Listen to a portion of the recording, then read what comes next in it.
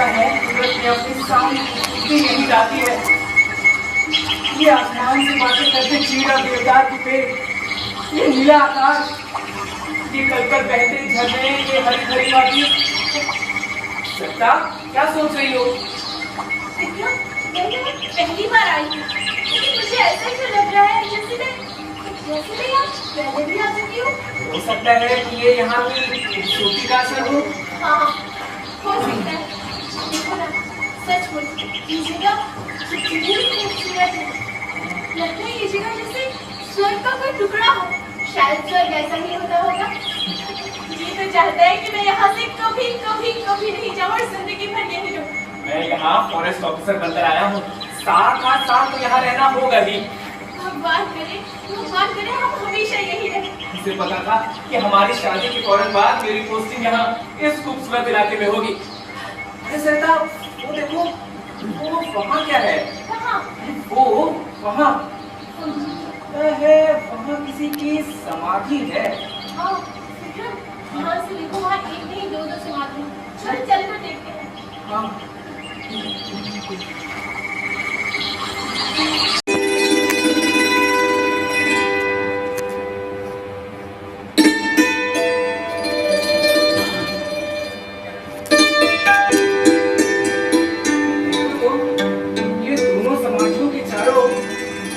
ऊंचे पेड़ों का घेरा कितना खूबसूरत लग रहा है।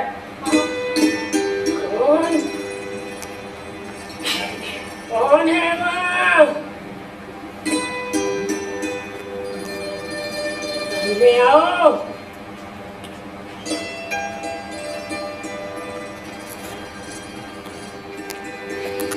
ये तो मैं होश में तो हूँ।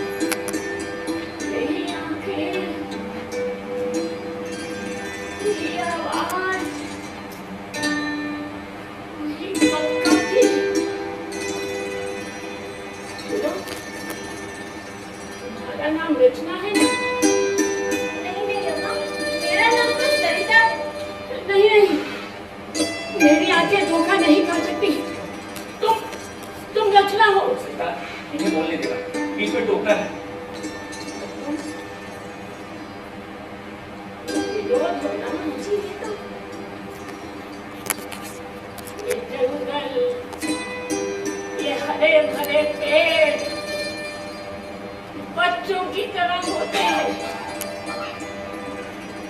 और मैंने किसी की नहीं सुनी।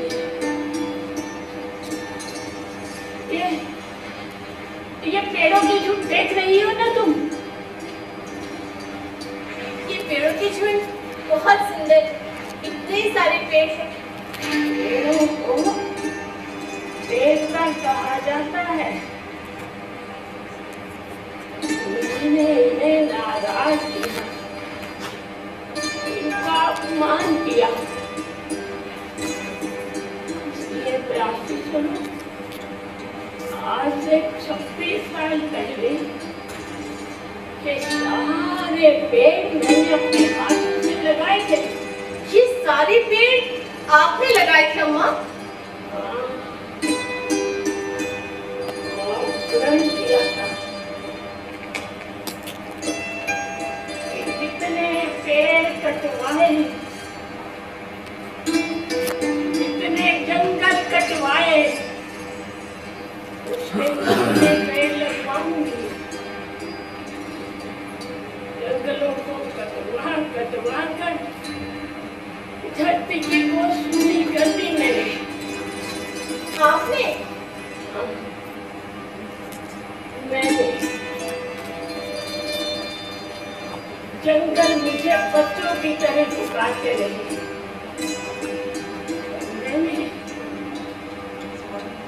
मैंने उनकी एक नहीं सुनी और जब होश आया बहुत देर हो चुकी थी। फिर मैंने ना ये सारे पौधे अपने हाथों से लगाए थे।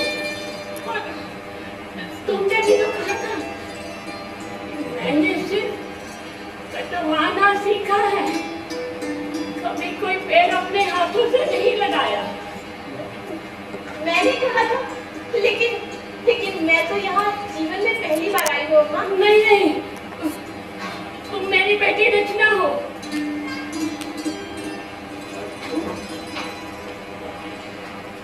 तुम यहाँ दूसरी बार फॉरेस्ट ऑफिसर बनकर आए हो। ये आप कैसी बातें कर रही हैं अम्मा? किसी बात में कोई राज छुपा हुआ है। राज? हाँ, कैसे राज? मुझे बात करने दो। अम्मा, आपकी कोई बात मेरी समझ में नहीं आ रही। आगे कैसे सकती है? तुम्हारे पिछले जन्म की बातें जो हैं। पिछले जन्म? हमारा पिछला जन्म? जन्म में तुम मेरी बेटी थी और मैं? तुम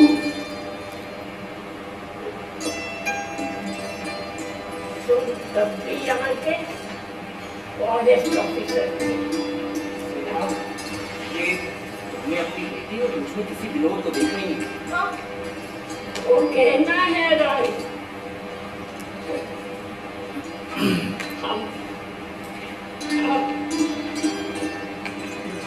बैठो। अम्मा, ये समाधि किसकी है? एक तुम्हारी और एक इसकी। लेकिन अम्मा, हम तो यहाँ जीवन में पहली बार आए हैं। इस जन्म में हम पहली बार मिल रहे हैं। आपका मतलब है कि सीता आपकी बेटी थी? और मैं इस इलाके की बेताज मलिका, मुझे चुनौती देने वाले पहले आदमी।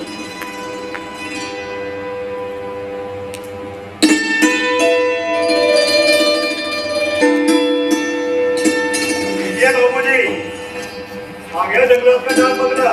यहाँ का चौकीदार कौन है? हाँ, यहीं कहीं होगा। आप बैठिए, मैं आपका सामान यहीं बरामदे में रखता हूँ। अरे कौन है वहाँ? जहाज बंगले में कौन आया है? मैं हूँ जीवन, शहर से बाबूजी आए हैं, उनका सामान लेकर आया हूँ। माफ करना साहब, आपका नाम कहीं विनोद तो नहीं? जी बाबा, मेरा नाम विनोद कुमार है। मैं तो आपका सेवक हूँ साहब। आप मुझे बाबा कहकर बहुत इज्जत मान दे रहे हैं। बड़ों को इज्जत देना ही छोटों का फर्ज होता है बाबा। भगवान आपको लंबी उम्र दे। मुझे आपके आने की खबर मिल गई थी साहब। मैं बस्ती में ही गया था आपको लेने के लिए, लेकिन मुझे थोड़ी देर हो गई साहब। कोई बात नहीं बाबा। अरुआ, साहब का सामान कमरे में रखो। जी अच्छा। बाबा, यहाँ तो शाम 5 बजे ही अंधेरा हो जाता है। जी साहब, ये जंगल और पहाड़ के कारण। वैसे ये जगह शहर से बहुत दूर है। जी हाँ साहब। साहब मैं आपके लिए खाने पीने का इंतजाम कर देता हूँ, आप तब तक हाथ मुंह धो लीजिए। बाबा, मेरा ख्याल है खाना आज रहने देते हैं, कल से देखा जाएगा। अरे ये रात बहुत लंबी होती है साहब, रात में भूख लग सकती है। बिल्कुल साहब, हमारे इलाके में आकर आप भूखे में सो जाएंगे, हमारे लिए बड़ी शान की बात है। आप लंबा सफर तय करके आएंगे साहब। जीवन, साहब का हाथ मुंह धुलाओ, मैं खाने का इंतजाम करता हूँ। ठीक है। बाबा, यहाँ तो काफी ठंड है। ये पहाड़ है साहब, यहाँ ठंड तो होगी ही।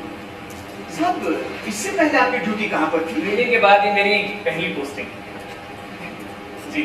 अच्छा, लेकिन आप जैसे नए अफसर के लिए ये जगह मुश्किल साबित हो सकती है साहब। मुश्किल तो होगी, मैं शहरों में पला बड़ा, पहली बार ये पहाड़ आया हूँ, ये मेरे लिए एकदम नई दुनिया होगी। नहीं साहब, ये जगह आपका मन मोह लेगी। यहाँ की कुदरती खूबसूरती देखने लायक है, लेकिन लेकिन क्या? आप मुझसे कुछ छुपा रहे हैं? नहीं साहब, मैं कुछ छुपा नहीं रहा, मैं तो आपको सावधान कर रहा हूँ साहब। किस बात से? ये दुनिया बड़ी जालिम है साहब, लोग यहाँ अपने लोभ के लिए एक दूसरे का खून भी कर देते हैं। आप किसकी बात कर रहे हैं बाबा? इस इलाके की सबसे बड़ी हस्ती रानी ठकुराइन की। जंगलों की कटाई का ठेका उन्हीं के पास है साहब। रानी ठकुराइन। जी, आप रानी ठकुराइन को जानते हैं साहब? सुना है काफी असरदार हस्ती है। इन जंगलात में जो भी फॉरेस्ट अफसर आता है, रानी ठकुराइन के इशारों पर ही नाचता। और अगर वो कहीं ईमानदार अफसर हुआ ना साहब, तो या तो उसकी बदली करा दी जाती है या फिर किसी दुर्घटना में उसकी मौत हो जाती है। विभाग ने कुछ सोच समझ कर ही मुझे यहाँ भेजा है बाबा। रानी ठकुराइन के किस्से अब ये जंगल और पहाड़ों से निकलकर शहरों तक जा पहुंचे हैं। लेकिन साहब, आप अकेले और रानी ठकुराइन इस इलाके की बेताज मलिका है साहब। हमारे देश में जनता का शासन है बाबा, और मैं अकेला कहाँ हूँ। मेरे साथ भगवान का आशीर्वाद, कानून की ताकत और आप जैसे लोगों का साथ है। फिर भी साहब, एक एक कदम सोच समझ के रखना होगा। आप फिक्र ना करें बाबा। अच्छा, रात भी काफी हो गई है, अब आप कह रहा हूँ। जी साहब। ये कैसा अद्भुत संसार है जो आज तक मेरी आंखों से ओझल है। जन्नत से ज्यादा खूबसूरत है ये जगह। जी चाहता है सारी उम्र यहीं बीत जाए।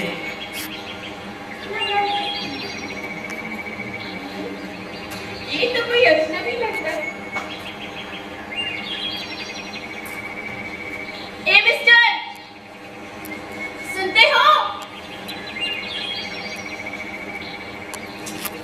हेलो, बहरे हो क्या? जी जी, आपने मुझसे कुछ कहा?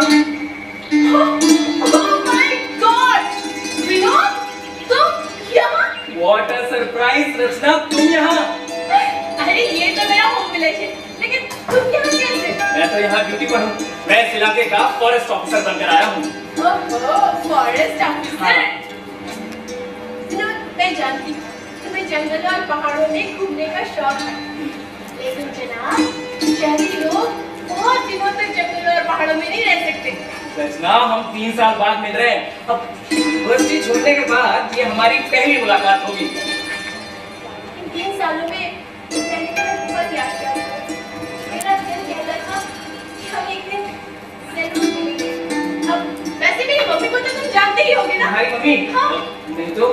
वाह, बड़े अच्छे फॉरेस्ट ऑफिसर हो जो रानी ठकुराइन के बारे में नहीं जानते। रानी ठकुराइन? रानी ठकुराइन है तुम्हारी मम्मी? इसका मतलब तुम अभी तक मेरी मम्मी से मिले ही नहीं हो। कब आए तुम यहाँ? बस आज दूसरा दिन है। ओह, फिर चलो मैं अपनी मम्मी से मिलवाती हूँ। यहाँ तो है ही, लेकिन अभी नहीं। क्यों, क्या हुआ? पहले मैं इस इलाके का जायजा लेना चाहता हूँ।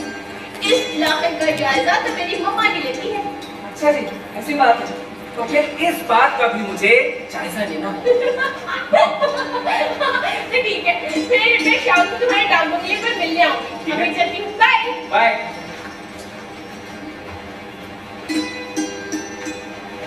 यूनिवर्सिटी के दिनों के बाद रचना को देखा, बिल्कुल नहीं पड़ी। विनोद बाबू, कहाँ खो गए?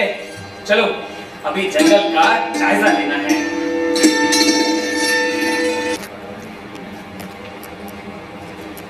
देखा मुझे जी, इसे कहते हैं शिकार। ठकुराइन, आपका निशाना तो सारे गांव में मशहूर है। आप तो उड़ते पंछी को मार गिराओगे। ये आदमियों से कहो शिकार उठा ले। जी ठकुराइन।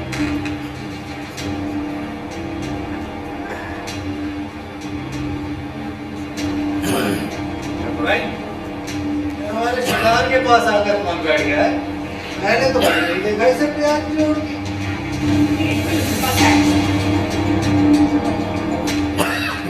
नौजवान, ये हमारा शिकार है, इसे हमने मारा है।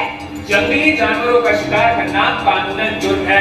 अरे ऐसा धंधा वर्षों से करते चले आ रहे हैं। आज से पहले किसी ईमानदार ऑफिसर ने आपको ऐसा करने से रोका नहीं होगा।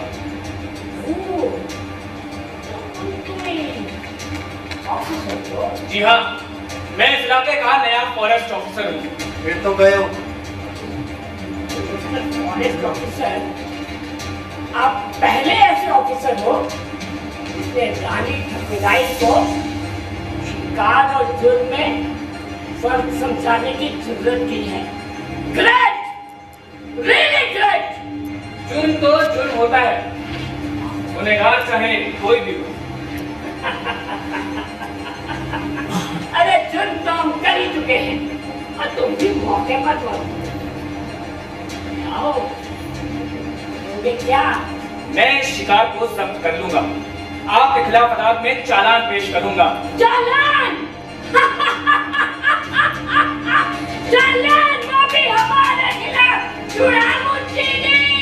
सुना भाई वाह, मजा आ गया। करो चालान। ऐसे तुम्हारा नाम क्या है? विनोद। मिस्टर विनोद, कान खोल कर सुन लो। इस इलाके में वही होता है जो रानी ठकुराइन चाहती हैं। मुझे जी अपने आंखें से और शिकार खा ले। जिसने भी शिकार को हाथ लगाने की कोशिश की, उसके खिलाफ सरकारी काम में रुकावट डालने का मुकदमा बन जाएगा। मेरे खिलाफ बोलने का मतलब मौत को दावत देना है ऑफिसर। अब अदालत को आगे बढ़ा दो, मैं जेल में डाल दूंगा। हाँ, अरे ये जंगल इतना बड़ा और घना है, तुम मुझे कहाँ तक और कब तक रोकोगे यहाँ शिकार करने से? हर जगह इन मासूम बेजुबान जानवरों को बचाना मेरा कानूनी फर्ज ही नहीं बल्कि मानव धर्म भी है। और इन जानवरों का शिकार करना हमारे खून में शामिल है, हमारी शान है। अपनी झूठी शान के लिए आप इन बेजुबान जानवरों की बलि देना चाहती हैं? अपनी शान और इज्जत के लिए किसी की भी बलि दे सकते हैं। याद रखना, तुमने रानी ठकुराइन से टक्कर ली है। आपके साथ ये मेरा पहला टकराव है रानी ठकुराइन। अभी तो हमारे और टकराव होंगे। ऑफिसर, अगर आपने कानून के खिलाफ काम किया तो इस इलाके के जंगल घने और खाइयां बहुत गहरी है। निकल जाती है और तुम्हारे जैसे को तो चलिए मुझे दे। लेकिन ठकुराइन, ये शिकार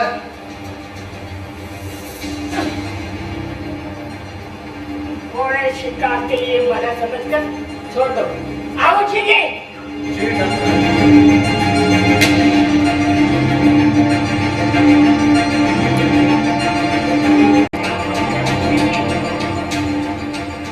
खबर सही नहीं है ठकुराइन। विनोद कुमार ने बिना निशान के कटे हुए सारे पेड़ जब्त कर लिए और सिर्फ निशान वाले पेड़ काटने से काम नहीं चलेगा। प्याज छोड़ लगता है लगने की शहर में कोई ऊंची पहुंच है या फिर कोई मोटी रकम लेने के चक्कर में है। ठकुराइन, मुझे तो लगता है कि विनोद कुमार एक ईमानदार ऑफिसर है। अरे मुंशी जी, आप हड्डी तो डालिए, बदले मारने की बातें भी सोच लेंगे। हाँ, लगता तो ऐसा ही है। ये उन ऑफिसर्स में से एक है जो हंसते हंसते अपने फर्ज के लिए मर जाते हैं। क्या छोड़ के। ठीक है। मामा, मामा, मामा, अरे रचना, मामा, इनसे मिलो। ये है मिस्टर विनोद, हम यूनिवर्सिटी में साथ थे। नमस्ते ठकुराइन साहिबा। वो मिस्टर विनोद यहाँ के नए फॉरेस्ट ऑफिसर हैं। इनके लिए चाय पानी का इंतजाम करो। नहीं, इसकी कोई जरूरत नहीं। हमारी हवेली से कोई मेहमान जलपान किए बिना चला जाए, ये हवेली की रवायत के खिलाफ है। आप लोग बातें कीजिए, मैं अभी आ। Thank you.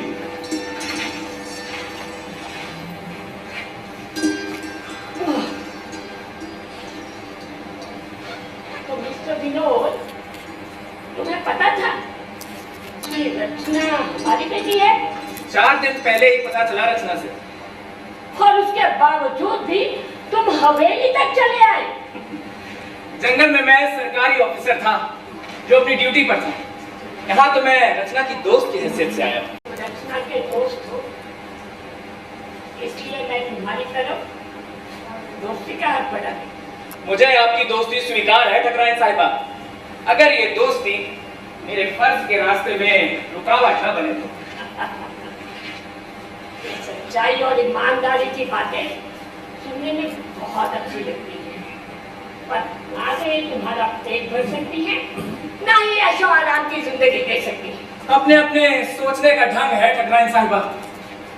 मैं जो कुछ कह रही हूँ अपने तजुर्बे से कह रही हूँ, और तुमने तो अपनी जिंदगी का सफर अभी शुरू ही किया है।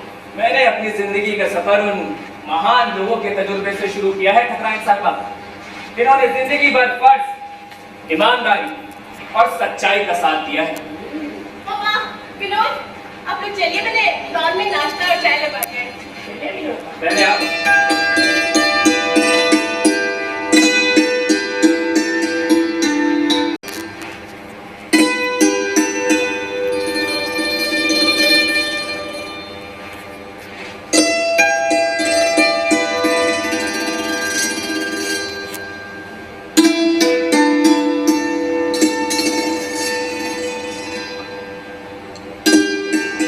विनोद, इस पेड़ में इतनी ध्यान से क्या देख रहे हो? रचना, तुम व्हाट अ प्लेजेंट सरप्राइज। वो एक्चुअली मैंने सोचा कि तुम इन बेजुबान पेड़ों के बीच में बोर हो रहे होगे, तो और मेरे जहाँ आकर कोई बोर हो ये तो बिल्कुल अच्छी बात नहीं है ना, इसलिए तो मुझसे बातें करके मुझे एंटरटेन करने आई। हाँ, बिल्कुल। लेकिन बातें तो ये पेड़ भी मुझसे करते हैं। कुछ भी, भला ये बेजुबान पेड़ क्या बातें करेंगे? हाँ, ये पेड़ बेजुबान है पर बेजान नहीं है। ये भी महसूस करते हैं, इन्हें भी दर्द होता है, और जब किसी चीज में जान होती है तो हमें शब्दों की जरूरत नहीं पड़ती। जानती हो रचना, ये जंगल, ये पेड़ हमारी धरती के फेफड़े हैं। ये हमारी हवा को शुद्ध करते हैं, हमें शुद्ध पानी और शुद्ध भोजन देते हैं, हमें नई ताकत और ताजगी देते हैं, हमें मानसिक तौर से भी शांति का अनुभव कराते हैं। इससे हमारी मेंटल हेल्थ ठीक रहती है। ठीक है विनोद, तुम बिल्कुल सच कह रहे हो। हाँ रचना, इन पेड़ों पर रहने वाले ये पंछी हमारे पर्यावरण के संकेतक हैं, और अगर पेड़ नहीं रहेंगे तो वो खतरे में आ जाएंगे, और अगर वो खतरे में आ जाएंगे तो हम भी जल्दी खतरे में होंगे। जंगल और जानवर, हवा और पानी को बचाने वाली सभी योजनाएं दरअसल हम इंसानों को बचाने की योजनाएं हैं। ये तो मैं भी जानती हूँ विनोद कि अगर हम पर्यावरण को नष्ट करते रहेंगे तो हमारा कोई समाज नहीं होगा, लेकिन आज तुम्हारी बातें सुनकर मैं खुद भी इनसे खुद को जोड़ पा रही हूँ, इनके अस्तित्व को महसूस कर पा रही हूँ। प्रकृति चीज ही ऐसी है रचना, बस जरा सी कोशिश और ये अपने रंग में सराबोर कर देती है हमें। यानी तुम्हारे कहने का मतलब है जहाँ हरियाली वही खुशहाली। बिल्कुल, पेड़ एक न कटने पाए, हरियाली ना मिटने पाए, और हर रोज हमें आए पेड़ लगाए। Thank you so much Vinod, इस खूबसूरत एहसास के लिए। Any time madam, any time. Vinod, जब तुम साथ होते हो ना तो वक्त का पता ही नहीं चलता। जी तो यही चाहता है कि तुम बातें करते जाओ और मैं सुनती अब जाऊं। मुझे तो लगा था कि मुझसे बातें करके मुझे एंटरटेन करने आई हो तुम, लेकिन अब समझ में आ रहा है मुझे सुनने आई हो तुम, राइट? अब पता चल ही गया तो ज्यादा भाव मत खाने लगा। देखो, बात तो ये है कि भूख बहुत तेज की लगी है, लेकिन भाव खाकर पेट तो भरेगा नहीं, तो फिर क्या फायदा? समझदार हो तो चलो इसी बात पर तुम्हें लंच करवाती हूँ। अब समझदार तो मैं हूँ, लेकिन काश मैं चल पाता। क्यों, क्या प्रॉब्लम है? फ्री तो हो। मैं फ्री दिख रहा हूँ लेकिन हूँ नहीं। क्या मतलब? अरे मैं कुछ लोगों का इंतजार कर रहा हूँ, इन पेड़ों की जांच करके इन पे निशान लगाने हैं। तो फिर लंच का क्या? बस फ्री होते ही लंच। लेकिन समय पर खाना नहीं खाओगे तो तबीयत खराब हो जाएगी तुम्हारी। हाय, काश तुम्हारी तरह केयर करने वाली कोई घर पर भी होती। अब तो ले आओ ना किसी को, सेटल हो जाओ। अब कैसे? अरे बुच्चू, मेरा मतलब है शादी कर लो किसी अच्छी लड़की से। उधर क्या देखने लगे? अब देख रहा हूँ कि काश किसी पेड़ पर फल की जगह कोई लड़की मिल जाए शादी के लिए। इस बुच्चू को मैं नहीं देखती। अब कुछ कहा तुमने? हाँ नहीं, हाँ बिल्कुल ठीक जगह देख रहे हो, वहाँ जरूर मिल जाएगी कोई लड़की। हाँ। अरे हाँ, तुम भी तो ढूंढ सकती हो मेरे लिए लड़की। विनोद, मैं तुम्हें बहुत समझदार समझती थी। क्या मतलब? मतलब ये कि क्या तुम सिर्फ पेड़ों की ही भावनाएं समझ सकते हो, उन्हें ही महसूस कर सकते हो? ऐसा क्यों कह रही हो? जाने दो, जो बात इतने सालों में नहीं समझे वो अब क्या समझोगे? नाराज मत हो रचना, मेरा इरादा तुम्हारा दिल दुखाने का नहीं था। दरअसल मेरा दिल भी वही चाहता है जो तुम्हारा मन चाहता है, बस कभी कह ही नहीं पाया। सच विनोद? आलोचना जिंदगी के इस सफर में ये हम सफर बनूंगी।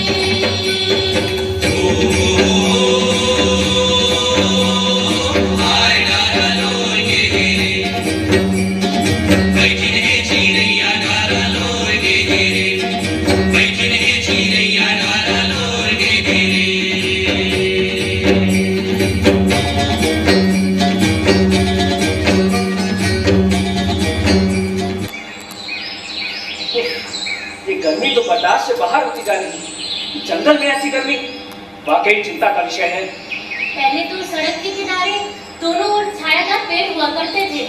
ऐसी गर्मी पड़ रही है मानो आपका तूफान आया हो। अब तो इस जंगल में पेड़ भी बहुत कम रह गए साहब। ये जमीन अब बंजर होती जा रही है।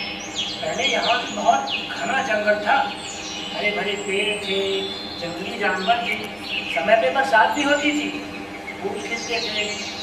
लेकिन अब तो बरसात तो अब भी होती है और फूल भी खिलते हैं। हाँ, पानी गिरता है और बह जाता है, साथ में अच्छी खासी उपजाऊ मिट्टी भी बहा ले जाता है। जंगल होते तो ऐसा नहीं होता साहब। बारिश कितनी भी तेज क्यों न हो, जंगल ढाल बनकर बारिश को रोक लेता और बूंद बूंद कर कर धरती पर गिराता। और बूंद बूंद पानी धरती के गर्भ में समा जाता और गर्म मौसम में वही पानी भाप बनकर निकलता, जैसे शरीर से पसीना निकलता है। हाँ, पसीना निकलने से गर्मी कम लगती है बेटा। धरती का पसीना नहीं निकल रहा है, इसीलिए गर्मी बढ़ती जा रही है। हम लोगों के निर्दयी हाथों ने इन जंगलों को काट कर गिरा दिया है। अब इन दरख्तों की डालियों पर आराम करने वाले पंछियों को कहां शरण मिलेगी? अरे धूप से परेशान यात्रियों को छाया तक न मिल सकी। जंगल काट कर हम खुद अपने को नष्ट कर रहे हैं बाबा। जंगल होंगे, पेड़ होंगे तो बारिश होगी और फूट पड़ेगी इस बंजर धरती पर खुशहाली की धूप। इन जंगलों की कटाई देखकर मेरी तो छाती फट रही है। इन जंगलों ने हम मनुष्यों पर कितने उपकार किए हैं और हम मनुष्य इन जंगलों को काटने पर तुले हुए हैं। पहाड़ों, घाटियों और सुंदर सुंदर झरनों से कभी जंगल की गोद भरा हुआ करती थी, पर आज तो हम सब पेड़ काटते जा रहे हैं। कभी न सूखने वाले झरने और आज तालाबों में पानी की एक बूंद नहीं है। सूखा पड़ेगा, अकाल आएगा, बाढ़ आएगी तो बाढ़ में गांव नगर सब बह जाएंगे साहब। तो क्या तुम लोग देख पाओगे ये महाविनाश?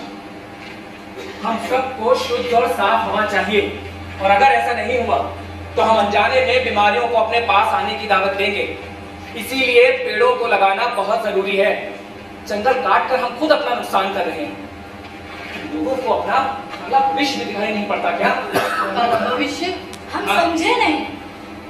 ठीक है, शायद तुम लोगों में से कोई नहीं जानता होगा। एक काम करो, सब बैठ जाओ।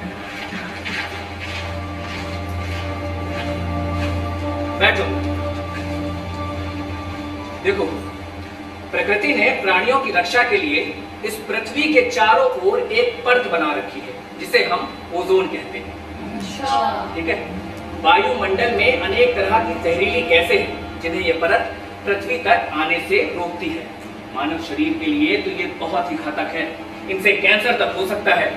हे ईश्वर, लेकिन ये ओजोन की परत का पेड़ों के कटने से क्या लेना देना? देखो भाई, आबादी बढ़ने से और ये वनों के कटने से पर्यावरण प्रदूषित हो रहा है। इससे ओजोन की परत कमजोर पड़ती जा रही है और एक दिन वो एकदम से नष्ट हो सकती है।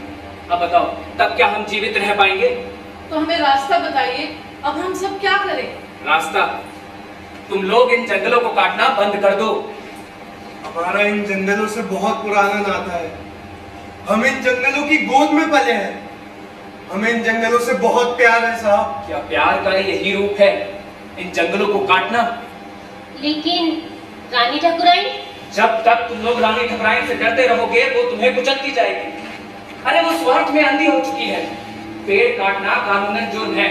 पेड़ काटने वालों पर तो हत्या का मुकदमा चलना चाहिए और ऐसे अपराधियों को रेगिस्तान में ऐसी जगह रखना चाहिए जहां एक भी पेड़ ना हो और वो लोग पानी की एक एक बूंद को तरसे।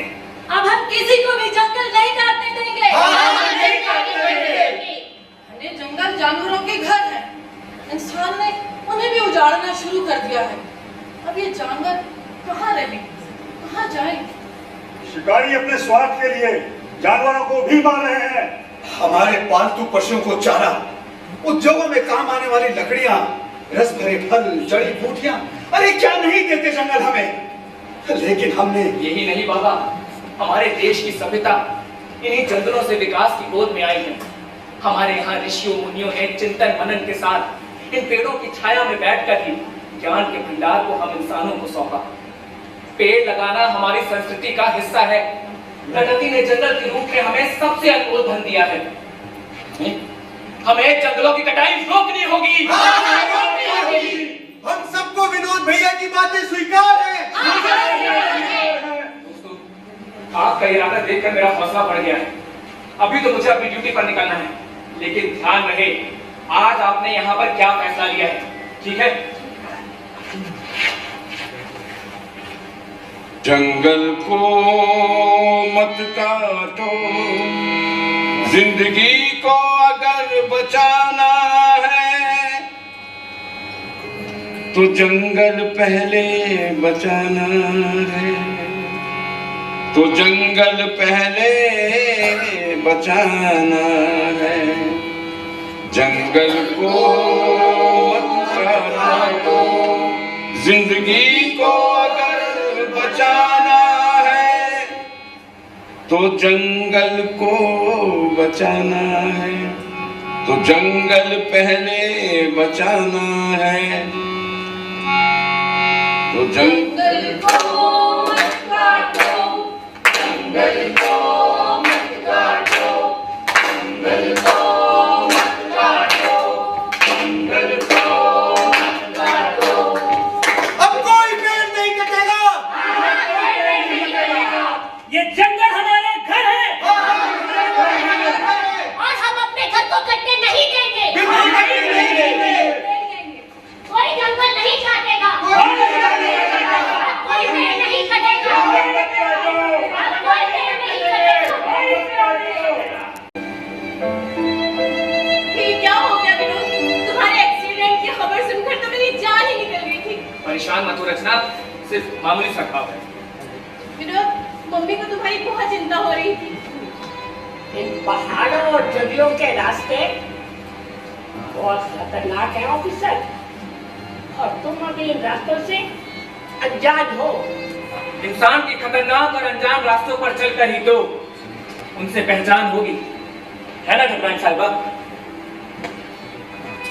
वैसे वो ट्रक हमारा ही था जिससे तुम्हारी जीप का एक्सीडेंट हुआ। ये जंगल बहुत घने हैं, यहाँ की खाइयां गहरी हैं, ये बहुत कुछ खा जाते हैं। मेरे जैसे आदमी की हस्ती ही क्या है। ठाकुराइन साहिबा, मैं ठीक कह रहा हूँ ना? इसीलिए तो कहती हूँ जंगलों और पहाड़ों से दोस्ती कर लो। नहीं ठाकुराइन साहिबा, जहां असूलों की जंग लड़ी जा रही हो, वहां छल और कपट का सवाल ही नहीं उठता। आप दोनों बातों ही बातों में एक दूसरे को क्या समझाने की कोशिश कर रहे हो? रचना, मुझे बताया गया है कि यहाँ के कानून के मुताबिक ताकतवर कमजोर को खा जाता है। मिस्टर ऑफिसर, मैंने अपनी पूरी जिंदगी जंगलों में गुजारी है और मेरा तो ये कहना है कि अगर आदमी को जंगल में रहना है तो उसे जंगल के कानून के अनुसार ही रहना होगा। चलो रखना। मम्मी आप चलो, मैं बस थोड़ी देर में आती हूँ। ठीक है। वैसे मिस्टर विनोद, एक मशवरा है आपके लिए। कुछ दिन आराम कीजिए। नहीं टकराई साहिबा, मेरे लिए आराम हराम है। नाश्ता करके मैं अपनी ड्यूटी पर निकल रहा हूँ। मैं चलती हूँ। क्या हुआ रचना, ऐसे कर रही थी? मैं सोच रही हूँ कि तुम्हारा ये एक्सीडेंट इत्तेफाक नहीं हो सकता। हो सकता है। तो फिर इसकी जिम्मेदारी किसकी हो सकती है? जिसे यहाँ मेरी मौजूदगी से कोई खतरा हो। मतलब मेरी मम्मी? तुम्हारी मम्मी नहीं चाहती कि मैं उनके गैर कानूनी काम में रुकावट डालूं। गैर कानूनी? हाँ। कैसा गैर कानूनी काम? इन जंगलों की गैर कानूनी कटाई और मासूम जंगली जानवरों का शिकार। इन जंगलों की कटाई का जिम्मा इसका ठेका मम्मी सरकार से लेती है ना विनोद? सरकार उन पेड़ों का ठेका देती है रचना जो कि खराब हो चुके हैं, और तुम्हारी मम्मी हजारों की तादाद में हरे भरे पेड़ भी कटवा देती है, जो कि एक अपराध है। तो फिर तुम्हारा एक्सीडेंट? जो ऑफिसर तुम्हारी मम्मी की बात नहीं मानते और उनके खिलाफ खड़े होते हैं, उन्हें उस रास्ते पर भेजा जाता है जहां मुझे भेजने की कोशिश की गई थी। विनोद! पैसों का लालच इंसान को बहुत कुछ करने पर मजबूर कर देता है रचना। ठीक है, अगर तुम्हारी यही बात है तो मैं इस बात का पता लगा कर लूं। रचना, कहां जा रही हो? रचना, रचना मेरी बात सुनो। रचना,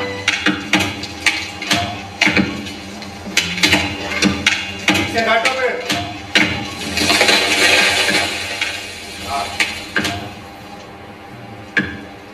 सब लोगों से कहते हो एक एक लट्ठे को ठीक से नापे। आज 2 ट्रक माल गिरना चाहिए, समझे? साहब, दिन तो ढल गया है, रात हो गई है। ये रानी ठकुराई काम है। इससे पहले जंगलात का ऑफिसर टीम लेकर यहाँ पहुंचे और फिर से इनको पागलपन का दौरा पड़े। ये जंगल साफ हो जाना चाहिए। जी सरकार।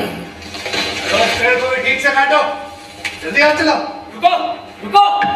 मुंशी जी, मैंने पहले ही आपको चेतावनी दी थी कि बिना निशान वाले पेड़ नहीं काटे जाएंगे। हमने तो ऐसा कोई बिना निशान वाला पेड़ काटा ही नहीं। काटो। अच्छा, और वो जो तुम्हारे आदमी काट रहे हैं वो? मुंशी विधि चंद, तुम कानून को अपने हाथ में ले रहे हो। अगर तुम हमारे खिलाफ कोई कानूनी कार्रवाई कर सकते हो तो शौक से करो पे हाथ जोड़ के काटो पेड़। तुम्हारी वो रानी ठकुराई कहाँ है? मैं भी यही हूँ ऑफिसर। बोलो, क्या कहना चाहते हो? मेरे मना करने के बाद भी आपके आदमी बिना निशान वाले पेड़ काट रहे हैं, ये कानूनन जुर्म है। साबित करेगा कौन? मैं साबित करूंगा। मैं इन सब पेड़ों का अदालत में चालान पेश करूंगा। चालान, चालान, चालान, कोई धक्के 3 पर। अरे कोई माई का लाल पैदा नहीं हुआ जो रानी ठकुराई के खिलाफ अदालत में सबूत पेश कर सके। तुम क्या कर लोगे? तो फिर मुझे यहाँ पर फोर्स मंगवानी पड़ेगी। वाह, वाह, तुम अपना ये शौक भी पूरा कर लो। मंगवाओ फोर्स। याद रखना, ताकतवर कमजोर को खा जाता है।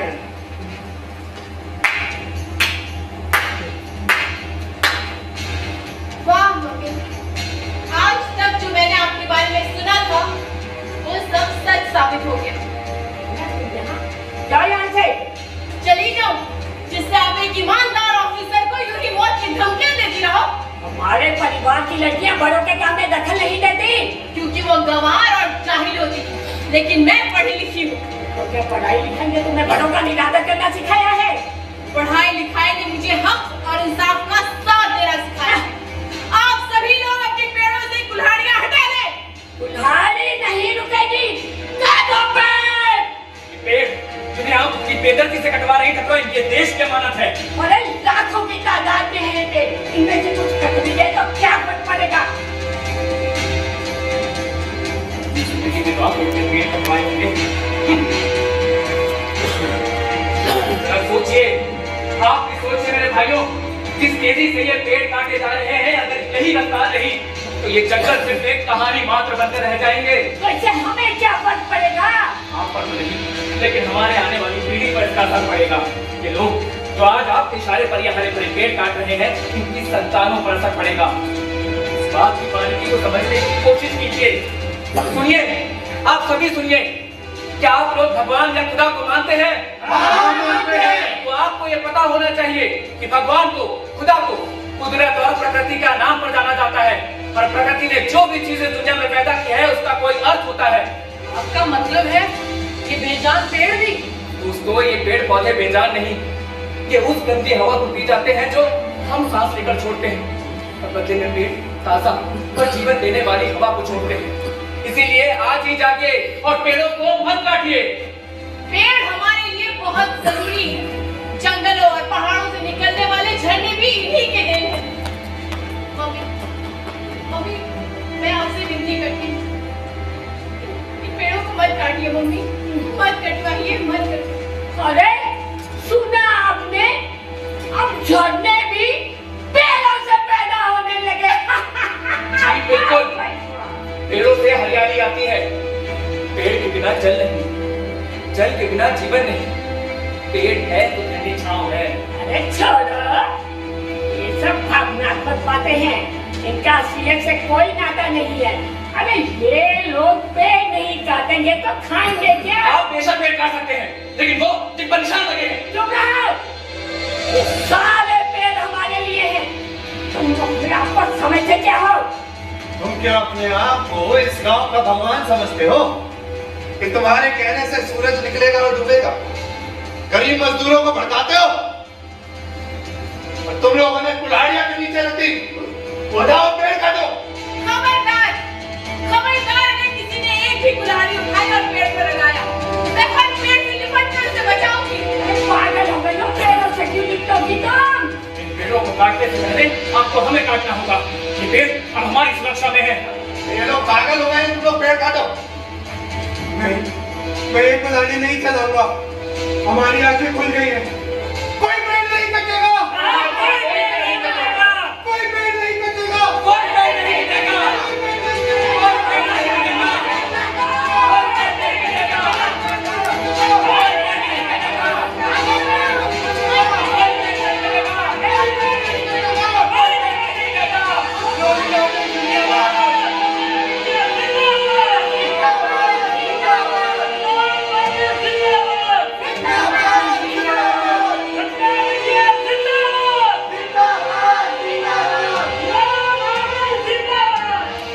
कह रहा था ना कि मुझे फोर्स मंगवा लेनी चाहिए, लेकिन अब मुझे नहीं लगता कि मुझे फोर्स की जरूरत है।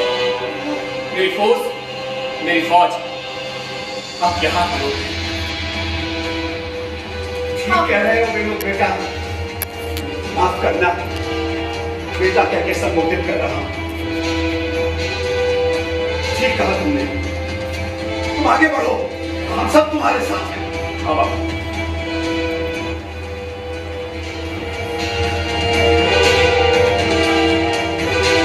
बेटिया विनोद घर घर में जाकर बस्ती के लोगों को भड़का रहे हैं और उनकी बातों में आकर लोगों ने टोलियां बनाकर जंगलों की रक्षा करने का फैसला किया।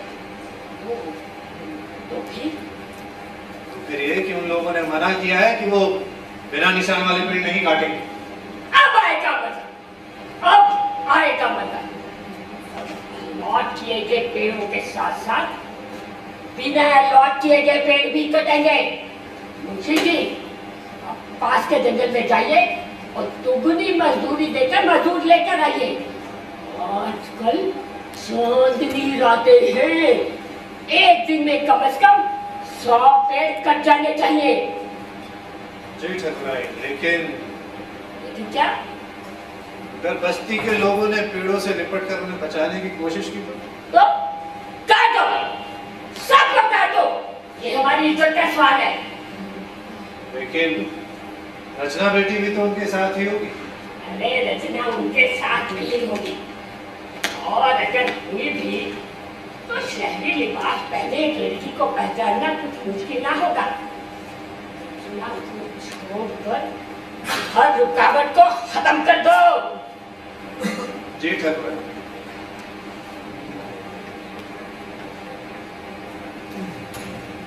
अब आएगा मजा, आएगा मजा। अरे जल्दी जल्दी हाथ चलाओ, पेड़ काटो।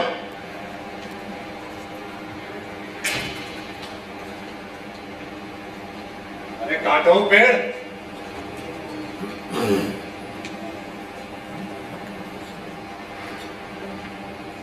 हाथ चलाओ, गिराओ उसे। गाँव वालों, ए मुंशी, कहा था ना कोई पेड़ नहीं कटेगा। कोई पेड़ नहीं कटेगा, कोई पेड़ नहीं कटेगा। जंगल को काटने की भूल मत करना। पेड़ हमारे जीवन की रक्षा करते हैं। पेड़ बचेंगे तो ये धरती बचेगी। धरती बचेगी, धरती बचेगी। ए रुको, यहाँ पे चले आए, चलो यहाँ से जाओ। अब कोई पेड़ नहीं कटेगा भाइयों, आगे बढ़ो।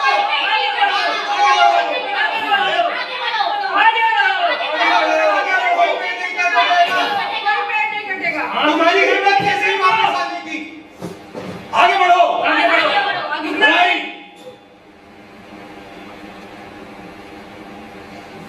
अभी तो चलाई है, अगर दोबारा आगे बढ़े तो सबको खून कर रख दूंगी। ये ठीक नहीं कर रहे हो। हमारी धरती काट कर बंजर मत करो। आगे बढ़ो भाइयों, आगे बढ़ो।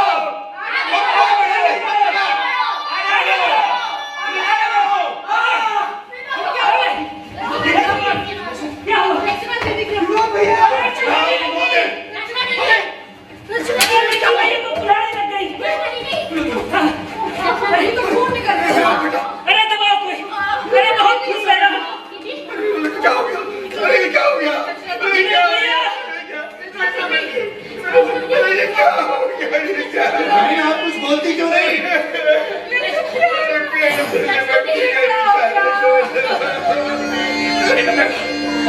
रोकी रखवाली, रोकी रखवाली अब आप लोगों के हाथों में है। नहीं विनोद भैया, हम चल जाते हैं।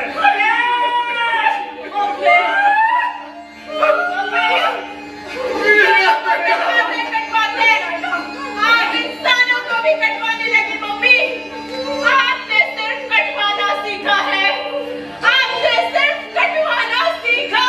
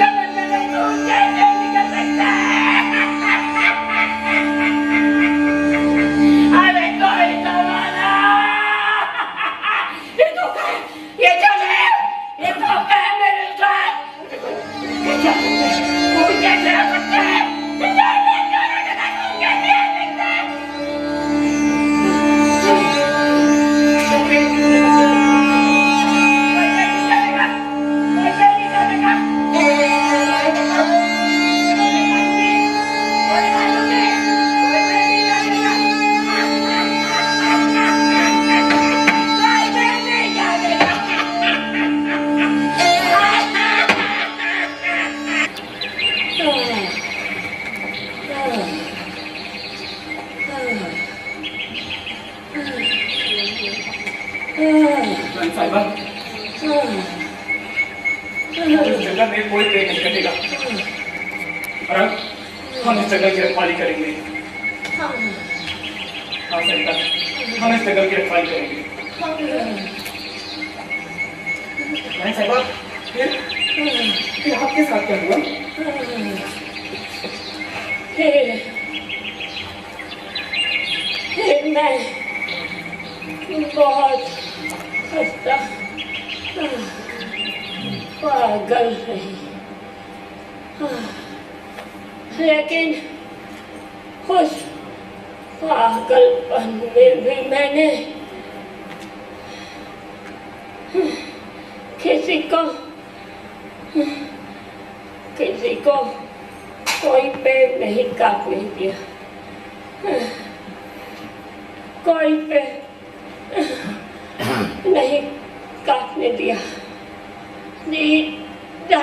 से भारत की जंगली जानवरों का शिकार भी नहीं करने दिया।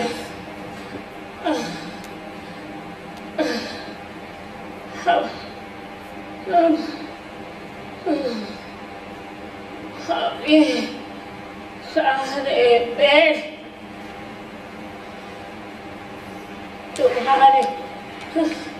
तुम्हारे हवाले हैं। इनकी हिफाजत करना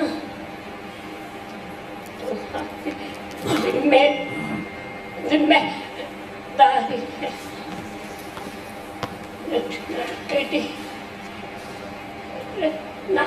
बेटी, तुम्हारी माँ बहुत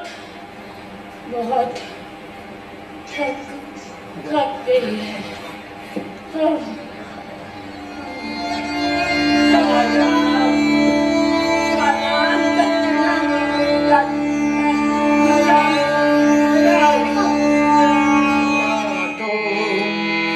जिंदगी को अगर बचाना है तो जंगल पहले बचाना है, तो जंगल पहले बचाना है। जंगल को मत काटो, जिंदगी को अगर बचाना है तो जंगल को बचाना है, तो जंगल पहले बचाना है, तो जंगल को मत काटो।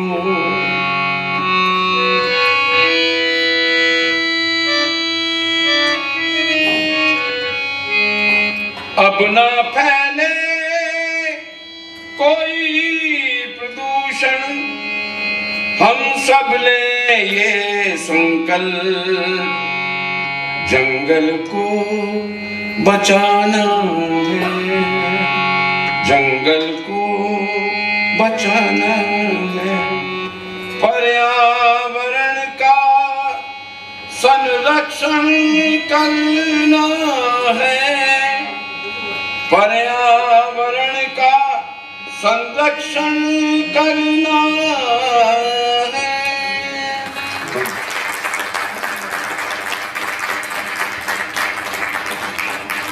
हम स्टेज पर बुलाना चाहते हैं इस नाटक की लेखिका और निर्देशिका श्रीमती काजल सूरी को। आप सभी अपना परिचय कर देंगे। मैं जसकिरण चोपड़ा, रानी चोपड़ा।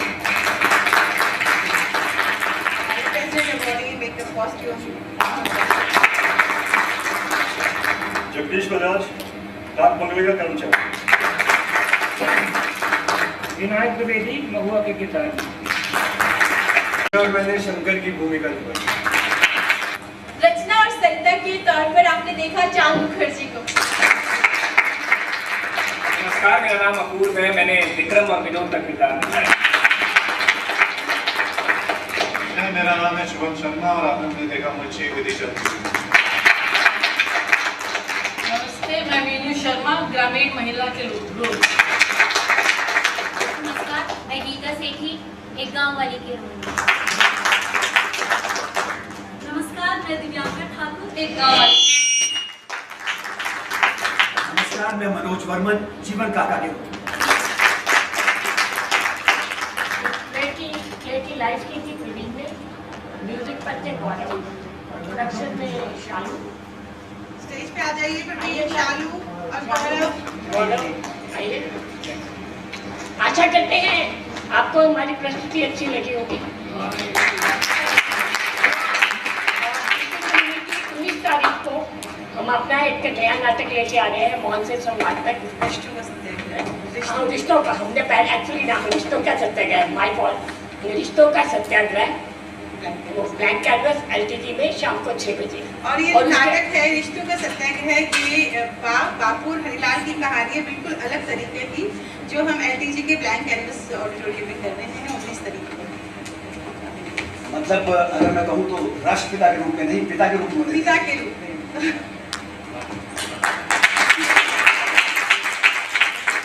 वैसे आपने गांधी जी का बहुत नाटक देखे होंगे, क्योंकि गांधी जी तो मतलब लाइक शायद अगर आप हमारा ये नाटक देखेंगे कुछ अलग तो है। आपको कुछ अलग दिखने को मिलेगा, कुछ अलग तरीके से कुछ प्रेजेंटेशन है हमारी। Thank you so much. बहुत शुक्रिया।